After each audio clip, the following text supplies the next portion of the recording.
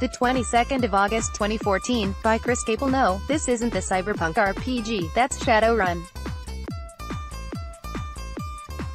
Nor is it that ARPG with Tom Baker, that's Shadows, Heretic Kingdoms, the goblin stealth game, Styx, Master of Shadows, that Tolkien game, Middle-earth, Shadows of Mordor, or one of the millions of other games with Shadow in the title.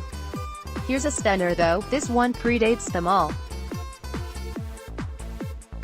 Shadowgate is actually a remake of a fondly remembered game from 1987, so let's hope developer Zojoi lives up to nostalgia and isn't just do a straight nicer-looking remake of a 27-year-old game but doesn't iron out the faults like Leisure Suit Larry did.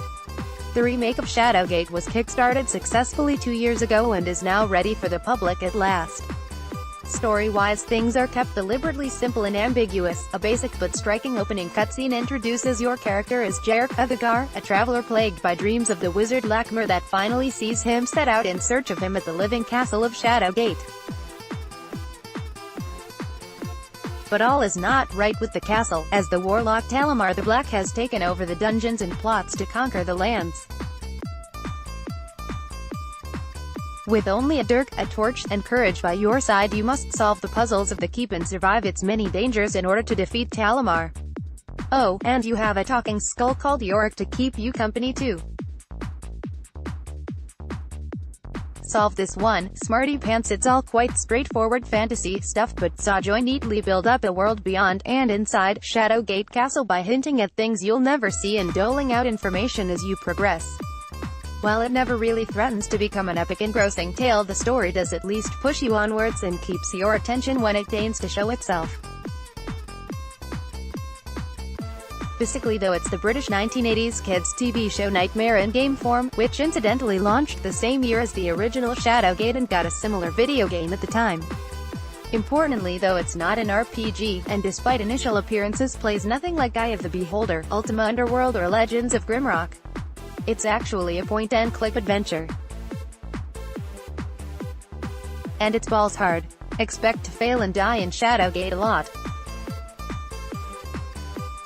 Unlike something like Dark Souls, however, you'll never die because of skill, you'll die because you clicked the wrong thing at the wrong time. This is a game where trying things is punished. This is the type of adventure that drove Ron Gilbert and LucasArts to say F*** this and create their famous no-death rule that made their adventures so popular. At least, this new Shadowgate saves often, but that doesn't protect you from the torches. There are a limited supply of torches in the game, and they burn out, and when you use them all up it's game over, and you'll probably have to start the whole thing again. This is one area of the original I wish had been exorcised, and it's not the last. Give developer Zojoi its credit, they've done exactly what they promised to do, reimagine the original Shadowgate.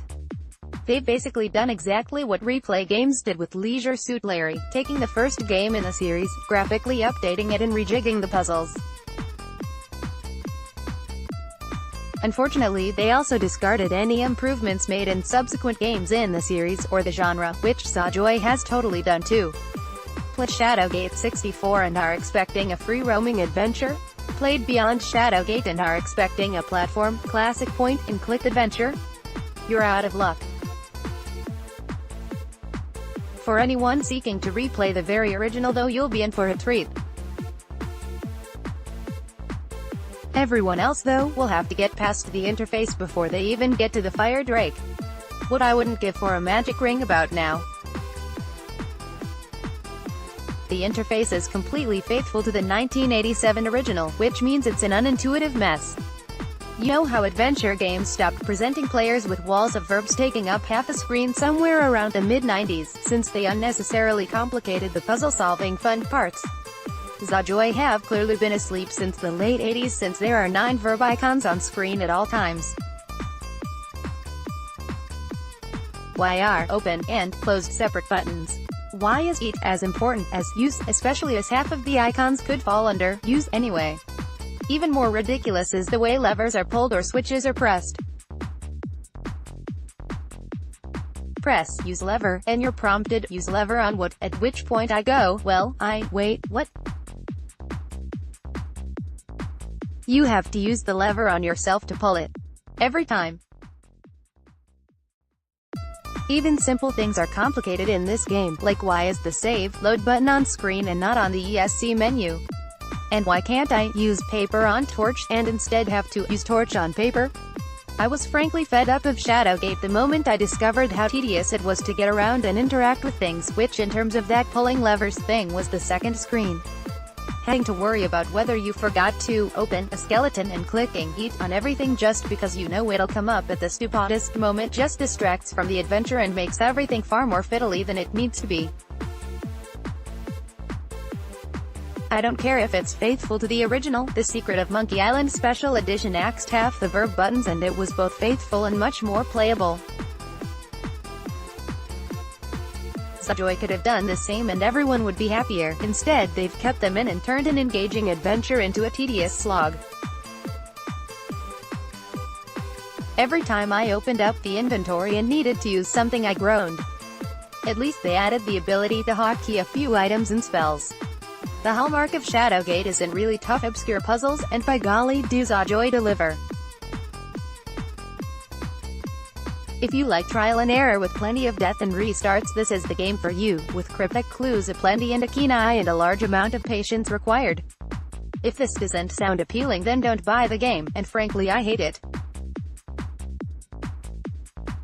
I like puzzles that I have some chance of actually solving, not dying an hour in because I forgot to pick up the skull-wearing comedy glasses while a dragon was attacking me.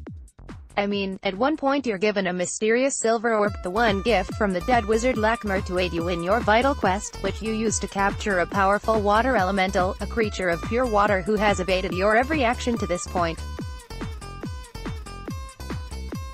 And you use this captured otherworldly being engaged in this all-powerful magical gift to put out a small fire so you can hack the brazier to bits with a hammer and recover its legs. Pathetic. Nothing has any importance, you're just doing things in the hope of moving at least one screen forward. Just don't take too long thinking or exploring or your torches will burn out and you'll have to start again. Finally, the in-game hint system, which is speaking to comedy skull-york, consists entirely of blatantly obvious advice like these levers probably do something elsewhere, which is less than helpful. These are the days where a walkthrough is an alt-tab away, guys. You need a better hint system for the frustrated now.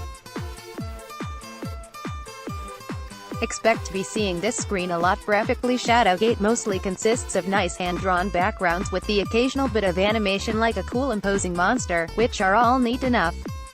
This game needs a simpler interface and a hint system badly, but it doesn't need a fancy graphics engine as Zojoi creates its oppressive atmosphere just as well as From Software does with Dark Souls on a fraction of the budget.